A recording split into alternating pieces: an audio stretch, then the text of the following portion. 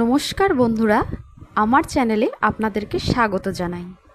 দেখতে দেখতে পুজো চলেই এলো, তো সবাইকে জানাই শুভ মহাষষ্ঠীর প্রীতি ও শুভেচ্ছা। আজকে আমি যে বিষয়টি নিয়ে আলোচনা করব সেটি হলো ষষ্ঠীর দিন কি বিশেষ ফল খেতে নেই।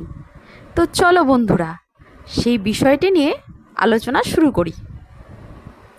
তো আগামীকাল 9 অক্টোবর বুধবার মহাষষ্ঠী। এই দিন আপনারা কখনোই ভুল করেও যে ফলটি বলেছিলাম সেই ফলটির নাম হলো বেল। হ্যাঁ বন্ধুরা, এই দিন বেল কখনোই খাবেন না, কারণ কোনো রকমভাবে বেলের শরবতও খাবেন না।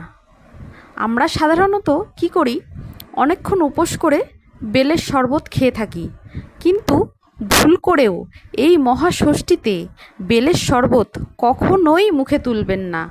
আমি কিন্তু এটি বই থেকেই জেনেছি, তাই আমি আপনাদেরকে জানালাম।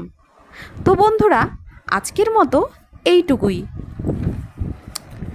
প্লিজ বন্ধুরা, আমার ভিডিওটি যদি আপনাদের ভালো লেগে থাকে অবশ্যই লাইক, শেয়ার ও সাবস্ক্রাইব করবেন। আরও কিছু জানতে হলে আমার কমেন্ট বক্সে এসে কমেন্ট করবেন। তো আজকের মতো এইটুকুই। Ta ta, thank you.